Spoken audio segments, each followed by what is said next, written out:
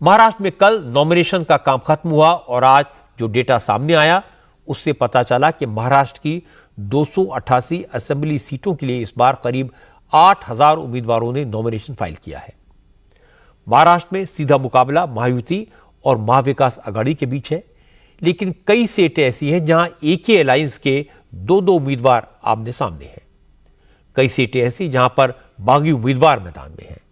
कुछ सीटें ऐसी हैं जहां अलायंस की दो पार्टियों के ऑफिशियल कैंडिडेट भी एक दूसरे के खिलाफ चुनाव लड़ने के लिए तैयार दिखाई दे रहे हैं।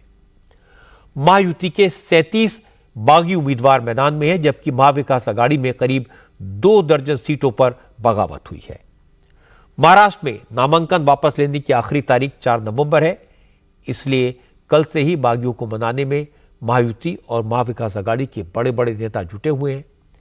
आज मुंबई में कांग्रेस के बड़े नेताओं की एक मीटिंग हुई। हालांकि ये बैठक प्रचार की रणनीति बनाने के लिए बुलाई गई थी, लेकिन ज्यादा फोकस बागी उम्मीदवारों और सहयोगी दलों को मनाने पर था। इस मीटिंग में महाराष्ट्र कांग्रेस के इंचार्ज रमेश चन्नीथला, नाना पटोले, वर्षा गायकवाड़ समेत कई नेता शामिल हुए। बैठक में बागियों को मनाने की जिम्मेदारी नाना पटोले, बालासाहब थोराट, विजय वटेटीदार और वर्षा गायकवाड़ को दी गई। समाजवादी पार्टी के 9 उम्मीदवारों ने भी नॉमिनेशन फाइल किया है, इसलिए कांग्रेस की तरफ से अब आरिफ नसीम खान अबू आदमी से बात करके उन्हें समझाएंगे। मीटिंग के बाद नाना पटोले ने कहा कि कांग्रेस में बागी उम्मीदवार प्रॉब्लम नहीं है, उन्हें जल्द मना लिया जाएगा। लेकिन जब उनसे उद्धव की पार्टी के बागी उम्मीदवारों के बारे में पूछा गया तो उन्होंने कहा इसकी जिम्मेदारी उद्धव ठाकरे की है। बागियों ने फॉर्म भरे, तो ऐसे इस बगावत को कम करने के लिए क्या प्रयास किए जा रहे हैं? शुरू है, प्रक्रिया शुरू है हमारी, उसमें बात चल रही है। सपा को लेकर थोड़ा स्थिति साफ करें, उन्होंने 9 सीटों पर नॉमिनेशन फाइल किया। हो जाएगा, हमने उनके इस पर कोई फॉर्म नहीं भरे, हो जाएगा। उद्धव ठाकरे को मनाने के लिए प्रयास, क्योंकि उन्होंने कुछ सीटों पर उनके भी जो है एबी फॉर्म दिए हैं, कर देंगे, वो उनकी जवाबदारी है। महाविकास आघाड़ी में कस्बा, परली, बीड, भायखला, राजापुर, श्रीगोंडा, संगोला, दक्षिण सोलापुर समेत 2 दर्जन सीटें ऐसी हैं जहां बागी उम्मीदवार मैदान में उतर गए हैं। इसमें कई उद्धव ठाकरे की पार्टी के भी हैं। संजय राउत ने कहा जहां 3 बड़ी पार्टियां मिलकर चुनाव लड़ती हैं वहां इस तरह की बगावत आम बात है। राउत ने कहा कि अभी 4 दिन का वक्त बाकी है, आघाड़ी के सारे बागी उम्मीदवार नाम वापस ले लेंगे। 3 तारीख तक विड्रॉवल का आखिरी दिन है, उससे पहले हम सब लोग बैठकर चर्चा करेंगे और ज़्यादा से ज़्यादा लोगों को हम उनकी जो नॉमिनेशन है वो पीछे लेने के लिए हम उनको रिक्वेस्ट करेंगे और हमारी बात हमारे लोग मानेंगे, हमें मालूम है। विद्रोही उम्मीदवारों के मुद्दे को लेकर आज महाराष्ट्र कांग्रेस के इंचार्ज रमेश चन्नीथला ने उद्धव ठाकरे से मुलाकात की। इस मुलाकात में एमवीए के प्रचार को लेकर रणनीति बनाई गई। कांग्रेस 6 नवंबर से महाराष्ट्र में अपना कैंपेन लॉन्च करेगी। राहुल गांधी और मल्लिकार्जुन खड़गे 6 नवंबर को पहले नागपुर में संविधान बचाओ आंदोलन से प्रचार की शुरुआत करेंगे। नागपुर में कांग्रेस अपनी 5 गारंटीज लॉन्च करेगी और इसके बाद मुंबई के बीकेसी मैदान में एमवीए की रैली होगी, जिसमें राहुल और खड़गे के साथ उद्धव ठाकरे और शरद पवार भी शामिल होंगे। रमेश चन्नीथला ने कहा महाविकास आघाड़ी में कोई झगड़ा है ही नहीं, असली दिक्कत तो महायुति में है जहां हर सीट पर 2 उम्मीदवार हैं। चन्नीथला ने कहा कि महायुति तो कोई अलायंस ही नहीं है, क्योंकि वहां सिर्फ बीजेपी लड़ रही है। शिंदे की पार्टी के टिकट पर भी बीजेपी के उम्मीदवार हैं और अजित पवार के टिकट पर भी बीजेपी के उम्मीदवार लड़ रहे हैं। उन्होंने कहा कि असल में ये दोनों पार्टियों को खत्म करने का बीजेपी का प्लान है। महाविकास आघाड़ी के सारे कैंडिडेट्स अभी जनता के बीच में है। महायुति से कंपेयर करते तो महाविकास आघाड़ी में कोई मतभेद नहीं है। आपस में महायुति में भयंकर लड़ाई चल रहे हैं और बीजेपी के जो नेता शिंदे ग्रुप में छिन्न में लड़ रहे हैं और एनसीपी के नेता के कोटे में बीजेपी लड़ रहे हैं। कभी ऐसा मैंने कभी राजनीति में नहीं सुना है कि बीजेपी ही लड़ रहे हैं चुनाव। उनका महायुति खत्म हो चुका है। केवल बीजेपी ने शिंदे और अजित पवार को खत्म कर दिया इस चुनाव से, लेकिन महाविकास आघाड़ी में ऐसा नहीं है। हमने शिवसेना को भी और एनसीपी को भी छोटे छोटे पार्टियों को भी जितना हो सकता है उतना उनका प्रातिनिधित्व किया है। इस चुनाव में कोई बागी लड़े तो आज और कल से सारे बागी लोग विड्रॉ करने का व्यवस्था की है। हमने किसी को भी बी फॉर्म नहीं दिया है। जिसको कांग्रेस पार्टी हाईकमान ने अनाउंस किया है केवल हमको ए फॉर्म बी फॉर्म दिया है। मेरा रिक्वेस्ट है कांग्रेस के सारे कार्यकर्ताओं को, हमारे जो हाला कमान जो लिस्ट पब्लिश किया है, जो उम्मीदवार हैं उनके लिए काम करना चाहिए। जो भी नामांकन पत्र उसके बिना दिया है उनको विड्रॉ करना चाहिए। No friendly fight. विद्रोही उम्मीदवारों को समझाने की कोशिश बीजेपी भी पूरी तरह से कर रही है, लेकिन अब बीजेपी का पूरा ध्यान अपनी कैंपेन पर है। महाराष्ट्र में प्रधानमंत्री नरेंद्र मोदी 8 रैलियां करेंगे, जिसे बीजेपी गेम चेंजर मानती है। अमित शाह 20 और योगी आदित्यनाथ की 15 पब्लिक मीटिंग्स करवाई जाएंगी, लेकिन फिलहाल बीजेपी का पूरा फोकस बागी उम्मीदवारों को लेकर है। देवेंद्र फडणवीस ने बागियों को लेकर साफ साफ बात की। उन्होंने कहा कि बागियों का नंबर ज्यादा है, ये चिंता की बात है, लेकिन महायुति के नेता कोशिश में लगे हैं। ज्यादा से ज्यादा विद्रोही उम्मीदवारों का नामांकन वापस करवा लिया जाएगा। इसके बाद फडणवीस ने एक बड़ी बात कही। उन्होंने कहा कि कुछ सीटों पर महायुति की पार्टियों के बीच फ्रेंडली फाइट होगी। राज ठाकरे के बेटे अमित ठाकरे को लेकर फडणवीस ने कहा, बीजेपी माहिम सीट से महायुति का उम्मीदवार नहीं उतारना चाहती थी, लेकिन शिंदे की पार्टी को डर था कि इससे उद्धव की शिवसेना को फायदा मिल जाएगा। फडणवीस ने कहा कि माहिम में बीजेपी अमित ठाकरे को सपोर्ट करेगी। खरं आहे की ये बात सही है कि सभी पार्टियों में बागी उम्मीदवारों की संख्या बहुत ज्यादा है, लेकिन हमारी कोशिश है कि ज्यादा से ज्यादा बागियों का नामांकन वापस करवा लिया जाए। कुछ जगहों पर फ्रेंडली फाइट भी होगी। माहिम की सीट को लेकर मुख्यमंत्री का ये भी मानना था कि वहां महायुति का कोई उम्मीदवार ना हो, लेकिन उनकी पार्टी के कुछ नेताओं का मानना है कि ऐसा करने से उद्धव की पार्टी को फायदा होगा। हमारी पहले से ये भूमिका रही है कि राज ठाकरे ने एक सीट पर हमसे समर्थन मांगा है, इसलिए हमें अमित ठाकरे को समर्थन देना चाहिए। बीजेपी का कल भी ये मानना था और आज भी यही मानना है। महायुति की पार्टियों के बीच 4 से 5 सीटें ऐसी हैं जिन पर फ्रेंडली फाइट होना अब लगभग तय हो गया है, लेकिन एक सीट ऐसी है जहां महायुति की पार्टियां आपस में लड़ेंगी। ये फाइट फ्रेंडली नहीं होगी। ये सीट है मुंबई की मानखुर्द शिवाजी नगर की। इस सीट से अजीत पवार की पार्टी से नवाब मलिक चुनाव लड़ रहे हैं। शिंदे की शिवसेना ने सुरेश पाटिल को यहां से उतारा है। इतना ही नहीं, नवाब मलिक की बेटी सना मलिक के खिलाफ भी शिंदे की पार्टी का उम्मीदवार मैदान में है। बीजेपी और शिंदे की पार्टी के सारे नेता खुलकर कह रहे हैं कि नवाब मलिक महायुति के कैंडिडेट नहीं है।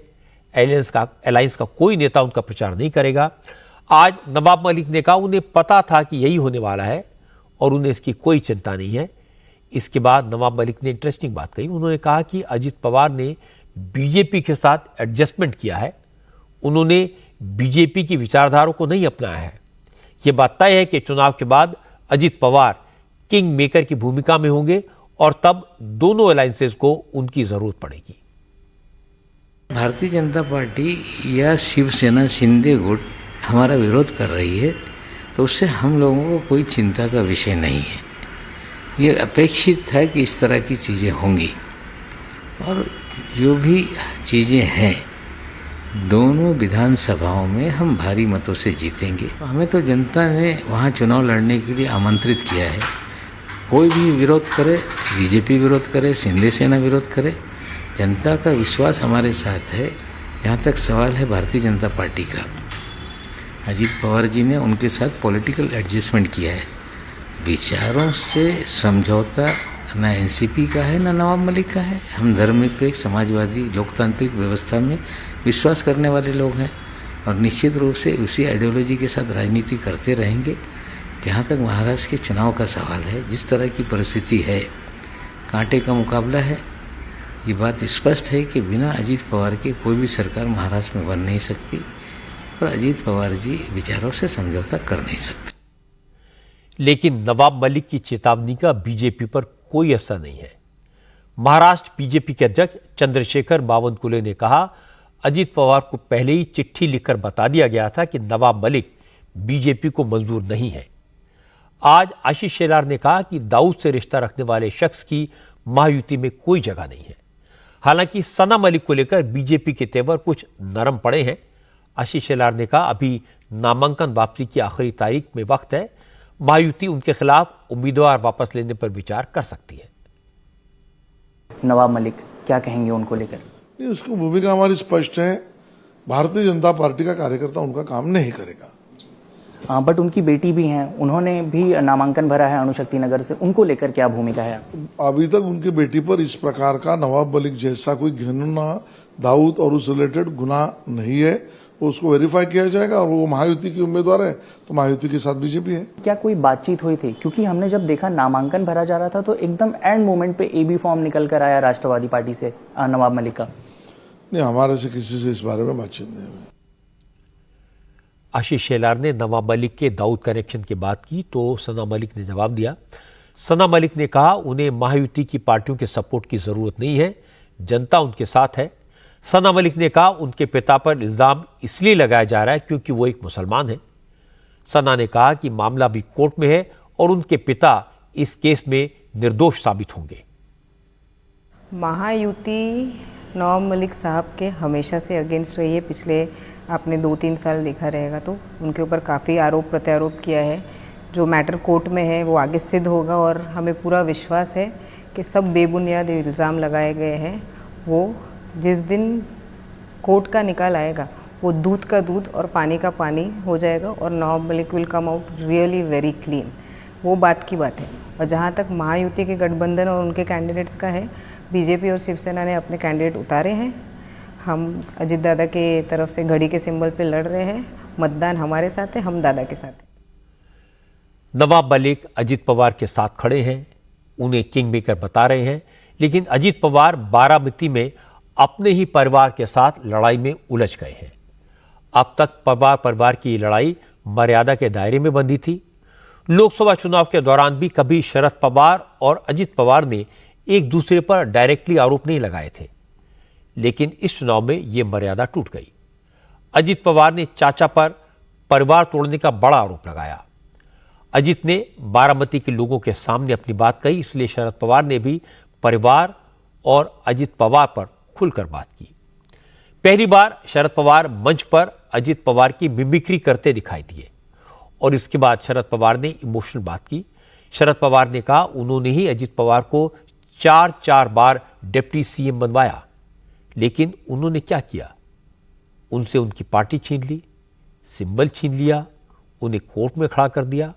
शरद पवार ने कहा, वो घर के बड़े हैं, परिवार को जोड़ना उनकी जिम्मेदारी है, लेकिन अगर कोई गलत रास्ते पर जा रहा है तो वो उसका साथ कभी नहीं देंगे।